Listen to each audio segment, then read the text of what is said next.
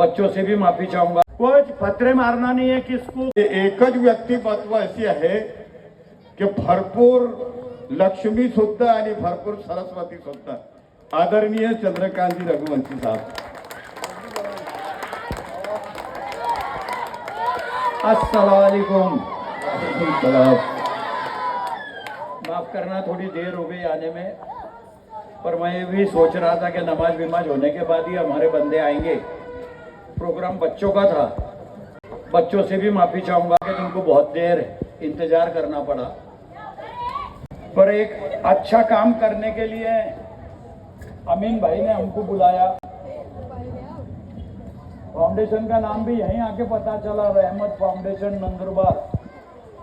भैया साहब, रहमत फाउंडेशन का पहला प्रस्ताव हमने आपके पास रखा था, हमारी कॉल पर बात हुई थी आरओ फिल्टर लगाने के। इसके ऊपर इतना राजकारण हुआ कि जिसका कोई हिसाब नहीं। अभी आप यहाँ आए तो उसके ऊपर घोषणा करके जाओ कि मच्छी बाजार के हॉल में वो आरओ फिल्टर लगेगा। रहमत फाउंडेशन के नाम पे देखिए जाओ उसको। राजकारण को अलग चलो, मैं राजकारण से हट के बात करने यहाँ आया हूँ, क्योंकि मैं भी राजकारण नहीं करता और मेरे दोस्त भी राजकारण नहीं करते। इसका उदाहरण ये है कि तू जो 15 वार्ड में खड़ा था, उसी 15 वार्ड में मेरा फारूक खड़ा था, तो भी दोनों तुम एक ही स्टेज पे है। यही सही तो नंदुरबार की पहचान है, ऐसा मेरा मत है।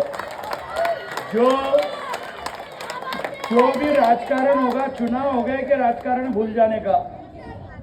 हमारे बच्चे अच्छी तालीम ले रहे, रहमत फाउंडेशन तुमने बनाई है, बस रहमत तुम्हारी, मेहनत हमारी चालू रहेगा।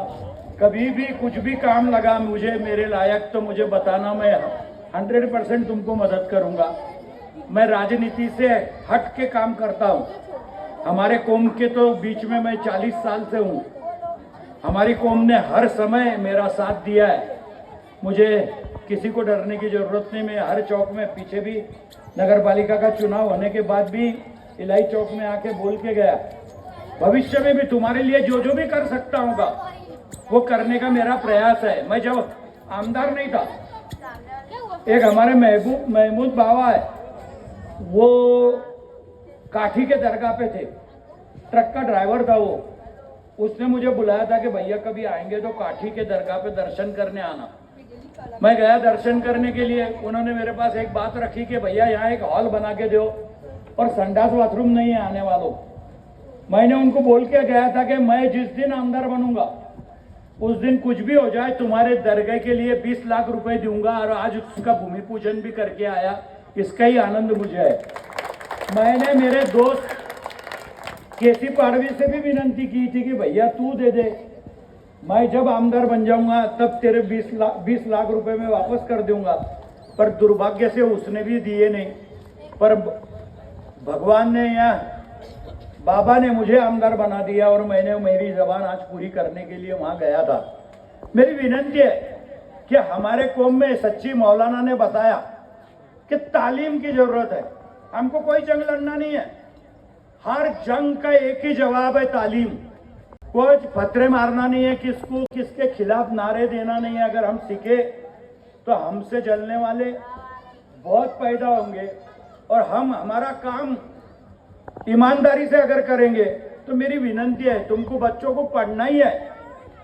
कहीं भी बेटा मेरी जरूरत पड़ी, मैं देखो मैं ज्यादा बात नहीं करूंगा, नहीं तो लोग क्या है फिर तुम्हारे बच्चे दत्तक लेके गए। मैं दत्तक वत्तक नहीं लेता, पर मेरी विनती है कि मेरे को कभी भी याद करना, किसी को भी कुछ भी तकलीफ आई है, चंदू भैया तुम्हारे हक का भाई है, कभी भी मेरे पास आना, मैं कुछ भी मदद हो तुमको करूंगा।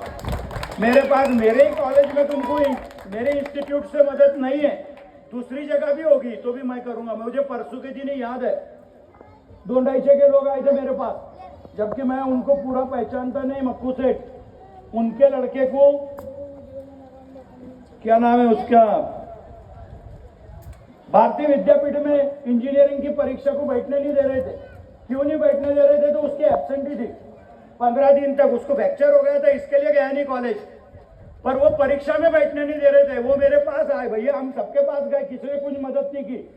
अभी हमारी विनती है कि तुम खाली फोन लगाओ उसको, प्रिंसिपल को। मैंने कसम से मैंने 5 मिनट का टाइम नहीं लगाया। वो आमदार मेरा दोस्त है, मी स्वतः बंटी पाटलाला फोन केला, सतेज पाटिल करके आमदार है, उसकी संस्था है।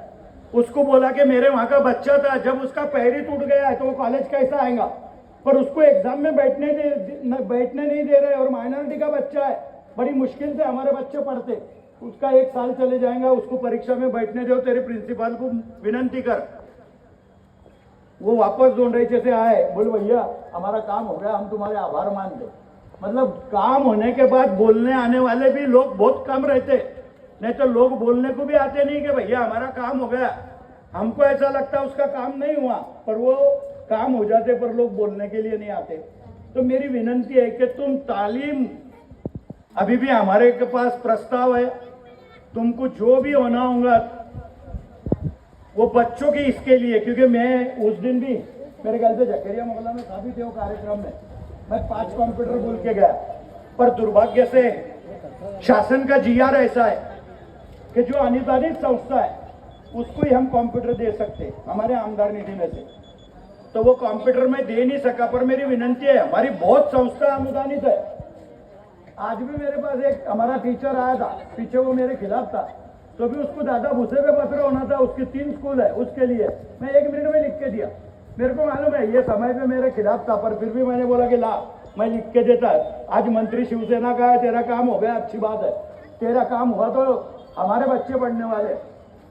पर मेरी विनंती है कि ऐसी कोई स्कूल अगर आगे आई तो मैं उसको 5 कंप्यूटर देता, और उन्होंने वो कंप्यूटर इनको दे देने के, इतना छोटा सा काम है, तो ये बच्चे के भी तालीम मिलते रहेंगी, क्योंकि यहाँ हर बच्चा अभी स्कूल से बाहर है, 10वीं 11वीं के बाद के बच्चे हैं, और उनको अगर कंप्यूटर के क्लासेस ये वो जो भी चला रही हमारी संस्था, हमारी कौम में तालीम की कमी है, ये सच है, इसके लिए कोई भविष्य की जरूरत नहीं है।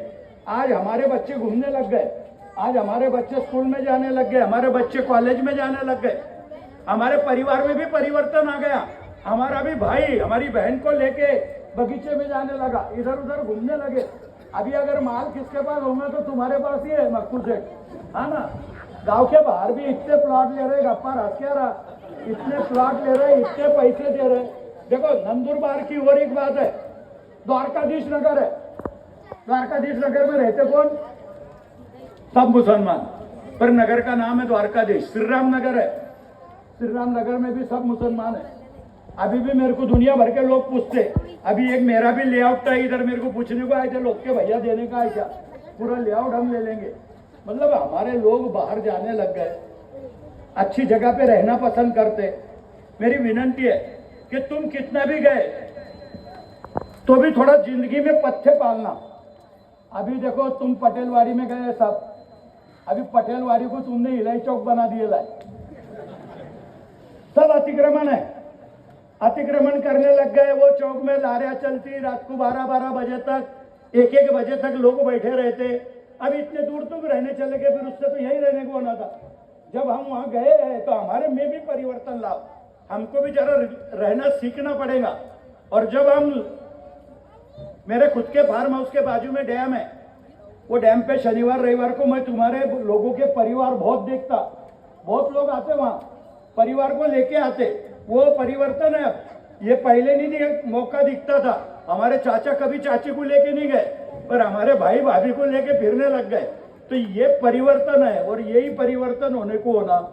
भविष्य में भी वो वीरचक धरण पे भी मैं एकदम अच्छा पिकनिक स्पॉट बनाने वाला हूँ। 5 करोड़ रुपए सरकार से लाया हूँ। तुम्हारे वहां भी जो मेहमान आएगा तुम उसको वहीं ले जाएंगे कि भैया चलो हम भी तुमको बताते, हमारे गांव के पास भी जन्नत है, और सही ऐसी जन्नत बनाएंगे। क्योंकि सरकार पैसा देती, जिसकी नीति और नीयत साफ रहती, उसको पैसे कैसे लगाना ये हमको समझता। खाली मेरी विनंती है कि हमारे बच्चों को आगे लाओ तालीम में। तुमको जहां जिसकी मेरे को जरूरत, अभी कोई चुनाव नहीं है, 4 साल 4.5 साल, नहीं तो लोग बोलेंगे चुनाव है इसके लिए चंदू भैया बोल के गया। नहीं, 4.5 साल भी तुम कुछ भी काम लाएंगे कि भाई हमारा लड़का स्कूल में है, कॉलेज में है, उसको ये तकलीफ है, तो वो 100% कोई वसीले की जरूरत नहीं। आदमी अकेला भी आया तो भी मैं उसको मदद करता। जब भी मेरे पास कोई भी आएगा उसको हर तरह से मदद करने का मैं बंधेला हूँ।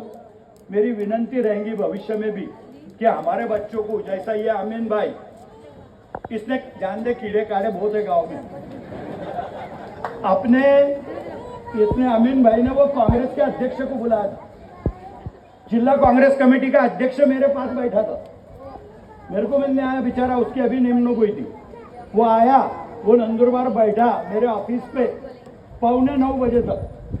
मैंने उसको हालांकि बोला कि भैया हमारे लोगों की रात लेट होती है, 9 बजे के बाद ही प्रोग्राम चालू होएगा। उसके घर से फोन आ रहे थे, मैं क्या तेरे को जाने का हो तो जा, मैं तेरा वकील है, मैं बोल दूंगा कि तू आया था ऐसा। अरे वो भी आया था इतने दूर से, शादे से आया भाई, ये अमीन कुरैशी उनके तरफ से लड़ा था और इसके लिए वो उसका फर्ज अदा करने को आया। पर पार्टी का चुनाव हो गया, सब चुनाव खलास हो गए, अब खाली हमको हमारे शहर का विकास करना है। परसों के दिन भी कलेक्टर मैडम के वहां गया था मैंने कलेक्टर मैडम को बोला कि ये सार्वजनिक बांधकाम विभाग का जो ऑफिस है, इसमें माइनॉरिटी के लड़कियों के लिए एक हॉस्टल पहले मंजूर हुआ था। मुझे याद है आज भी, मेरे पास कुछ लोग आए थे, वो टेक्निकल कॉलेज में उधर जगह बता रहे थे, वहाँ हमारी बेटियां जा नहीं सकती अकेली, इसके लिए उन्होंने बोला था कि नहीं भैया हमको वो जगह नहीं होना, इधर कहीं भी होना। आज योगायोग से ये बांधकाम का ऑफिस खाली हुआ है। मैंने कलेक्टर मैडम को खुद बोला, पुलिस स्टेशन में एसपी मैडम, कलेक्टर मैडम सब थे, मैं भी था, कि यहाँ 1 एकड़ जगह दे दो और ये 1 एकड़ जगह में, क्योंकि वो 2-1 एकड़ के पास आसपास जगह है, मैं क्या 1 एकड़ जगह दो, हमारी बेटियों की, माइनॉरिटी के बेटियों का हॉस्टल यहाँ पर बन जाएगा। मैं प्रयास कर रहा हूँ 100% अगर वो पैसे होगे पड़े ले तो सार्वजनिक बांधकाम विभाग के ऑफिस में ही बनाने लगाऊंगा। मैं प्रयास कर रहा हूँ एलटी विद्यालय के पीछे एक अच्छा मंगल कार्यालय बोलो, जमात खाना बोलो, सामूहिक सभागृह बोलो बनाने का। मैं कल से बंबई जाने वाला 15 दिन के लिए। मैं इस राज्य की उप मुख्यमंत्री आदरणीय सुनीत्रा वहिनी पवार को लिए एक पत्र बना के ले जा रहा हूं और 1.5 करोड़ रुपए का एक सामाजिक सभागृह वहां बनाने की मेरी इच्छा है। किसी कौम की मक्तेदारी नहीं रहेंगी, पर गरीब लोगों की मक्तेदारी रहेंगी। हर गरीब के लिए, हर गरीब के लिए कुछ भी हो जावे, मैं जाऊंगा, पैसा नहीं भी मिला तो भी कहां से बनाऊंगा मालूम नहीं, पर बना के दूंगा। हर गरीब के लिए वो काम में आएगा। पर एक अच्छा 1.5 करोड़ रुपया खर्चा करके अच्छा मंगल कार्यालय भी वहां बनाने का है। वहां भी लोगों ने विरोध किया है, कुछ लोगों ने मेरा ठहराव किया मैंने कि भाई ये ग्राउंड पे कभी बच्चे जाते ही नहीं, वहां कौन से एटी के बच्चे खेल रहे, नहीं खेल रहा कोई, रिका में लोग जाते। पहले तो मुर्गी वाले सब धान फेंकते थे वहां, बाद में जेम तेम बंद हुई। वहां एक हमने संडास बना के रखी है, एक पानी की टाकी है, बचेली जगह है। तो मेरी इच्छा है कि कोई कुछ भी हो जावे वहां एक जमात खाना बनना चाहिए। पर दुर्भाग्य से राजनीति इतनी गंदी हो गई कि वो राजनीति वालों ने उसके लिए भी विरोध करा, पर वो विरोध को मैं नहीं मानता। एक बार जो मैंने तय कर दिया वो काले पत्थर की लकीर रहती, मैं करने ही वाला हूं। पर मैंने उनका विरोध भी कल परसों की मीटिंग में सब फेटा ले, और कोई भी हालत में वहां पर नाम 3 लेना पड़ते, जमात खाना, सामाजिक सभागृह और मंगल कार्यालय। मुझे याद है आज भी, मानिकराव दादा बेचारे आज नहीं रहे, पर उन्होंने ये हॉल दिया था, इस पे अपन ने जमात खाना लिखा था। उसकी भी तकरार करी लोगों ने, फिर अपन ने उसका नाम बदला, जमात खाने के बदले सामाजिक सभागृह कर दिया। फर्क कुछ नहीं पड़ा, लग रही शादी आई। पर दुर्भाग्य से ऐसा होता है और ऐसी ही राजनीति है भविष्य में भी। पर ऐसी राजनीति की हम परवाह नहीं करते। हमको हमारे गांव को एक संग रखना है। भविष्य में तुम्हारे लिए जितना जितना कर सकूंगा उतना करने का मैं भी और मेरा परिवार भी, मेरे सब नगर सेवक भी प्रयास करेंगे। इतना वादा हमेशा करके जाऊंगा। जब भी जरूरत पड़े मेरा ऑफिस तुम्हारे लिए खुला है, कभी भी आना, कभी भी कुछ भी तकलीफ रही तो भी मेरे ऑफिस पे आके बताओ। मैं बाहर भी रहा तो भी मेरे ऑफिस में बहुत है, राम भैया बैठता, गोलू भैया बैठता म्यूनसिपालिटी में, आके बताओ। तुम आपस में बहुत तकरार कर, एक का मकान का काम चालू हुआ कि दूसरा फोन लगे तकरार करता, म्यूनसिपालिटी में नोटिस देने को लगाते। अब हमने हमारे तंगड़े गाय को खींचने की मेरी समझ में नहीं आता। अरे जब इतना बेचारा बना रहा है बड़ी मुश्किल से, ठीक है उसको भी बोल देंगे बाबा कि तू भी एक लिमिट में रहे, पर तकलीफ बहुत है, तुम्हारे आपस में ही तकरार बहुत है। तुम्हारे ही लोग एक दूसरे के खिलाफ अर्ज करते और बाद में म्युनिसिपालिटी ने अगर नोटिस निकाली तो फिर मेरे पास आते कि भैया म्युनिसिपालिटी ने हमको नोटिस दी, पर तकरार करने वाला भी तुम्हारा ही आदमी रहता। और ये भी सब बंद होने को होना ऐसा मुझे लगता। मेरी विनंती है आपसे हाथ जोड़ के कि नंदुरबार नगर पालिका तुम्हारी है, तुम्हारे लिए ही काम करेंगी। इस शहर ने पूरे नगराध्यक्ष को वोट दिए। इस शहर का एक भी इलाका ऐसा नहीं कि जहां नगराध्यक्ष को वोट नहीं मिले, कहीं कम कहीं ज्यादा, ये ठीक है, पर ये राजनीति में चलता रहता। इतना ही मैं दिमाग में लेके बैठूंगा तो गांव का विकास नहीं होगा। गांव का विकास हमको करना है तो हमारे को पूरा गांव को चमन बनाने की कोशिश करना है। और चमन बनाने का नंदुरबार का मेरा अकेले का संकल्प नहीं है, आपकी भी मुझे साथ होना, और तुम सब लोग मेरा साथ दे रहे, भविष्य में भी देंगे, ऐसी छोटी सी उम्मीद करता हूं। सब बच्चों को ज्यादा से ज्यादा पढ़ो बेटा, जहां जहां भी जरूरत पड़ेगी हमारी, हम तुम्हारे साथ रहेंगे, पर ज्यादा से ज्यादा पढ़ना, यही हमारे घर के लिए, हमारे घर के तरक्की के लिए ये जरूरी है। ये हमारे करण खेड़े वालों ने बोल दिया कि मेरे पास सरस्वती भी है और लक्ष्मी भी है। नहीं बाबा, मेरे पास लक्ष्मी जरूर है, मैं बोलूंगा नहीं कि मैं कड़का है था, मैं माल वाला है, पर मेरे पास सरस्वती नहीं है। मेरी बीए की डिग्री आज तक की नहीं मिली मुझे। मैं जाहिर भाषण में भी बोलता कि मैं दुर्भाग्य से बीए, मुझे आज तक के बीए की डिग्री मिली नहीं, पर आज भगवान के नसीब से मैं अच्छे हजारों बच्चों को पढ़ा रहा हूँ, क्योंकि खुद नहीं पढ़ने को होना ऐसा कुछ नहीं। वसंत दादा 7वीं पढ़े थे, 7वें, पर महाराष्ट्र के मुख्यमंत्री थे। आज भी मेरे इंस्टीट्यूट में 20,000 बच्चे तालीम ले रहे। तो मेरी विनंती रहेंगी कि अच्छा काम करने के लिए कोई पढ़ाई जरूरी है ऐसा नहीं, पर घर की तरक्की के लिए पढ़ाई जरूरी है। और उस पढ़ाई में हमारी बेटियां ज्यादा से ज्यादा आगे रहती, बेटे जरा कम रहते। बेटे चिल्लाने का धंधा ज्यादा करते, पढ़ाई कम करते। मेरी विनंती है कि अच्छा पढ़ो, और भविष्य में भी मेरे को बोला है कि भाई उधर रेलवे फाटक के उधर भी एक उर्दू स्कूल चालू करो। ऐसा मैंने मेरे अधिकारियों को स्टडी करने का बोला है कि भाई तुम स्टडी करो किधर बच्चे क्या है, पर प्राइमरी स्कूल में उधर चालू कर सकता।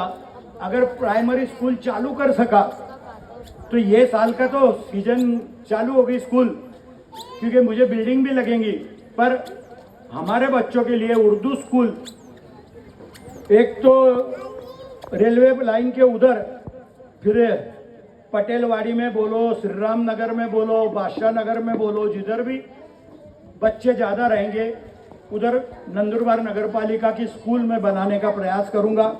मुझे आज भी याद है जब घरकुल में हम गए तो मैंने घरकुल में बोला था कि मैं स्कूल चालू करूंगा।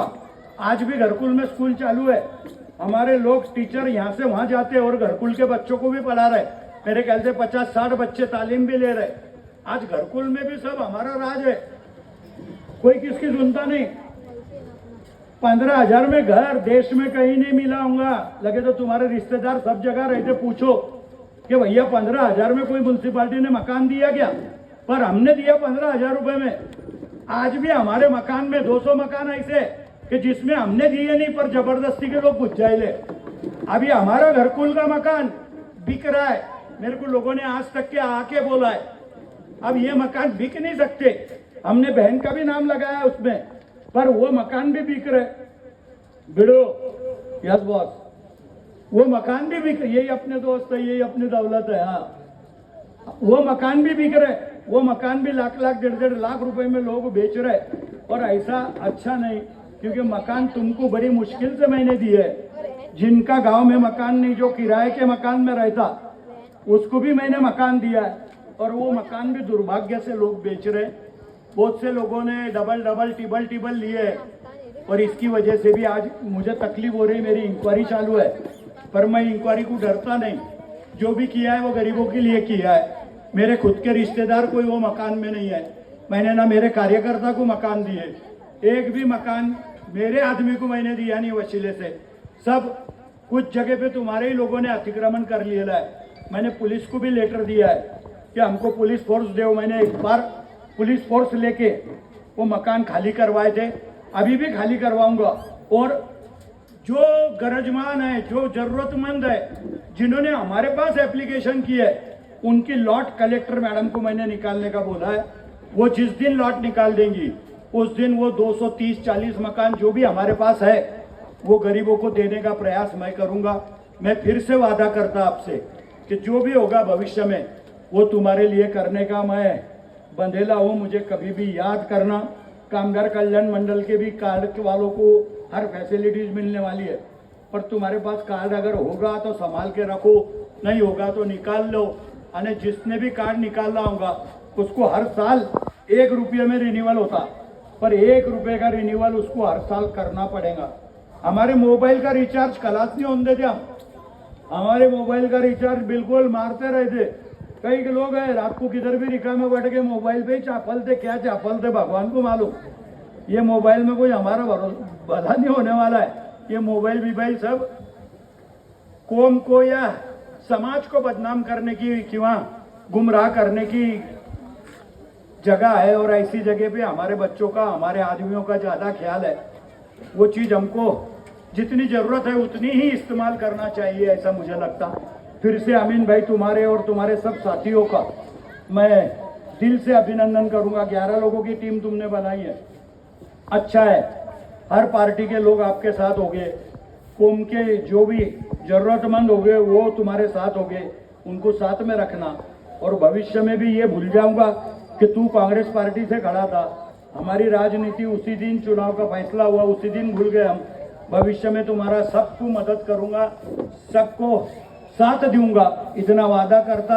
जो लोगों को, जो बच्चियों को अभी आज कुछ हम देंगे या जो पास हुई है उनको सबको दिल से बधाई देता हूं और रुकता हूं। जय हिंद, जय भारत।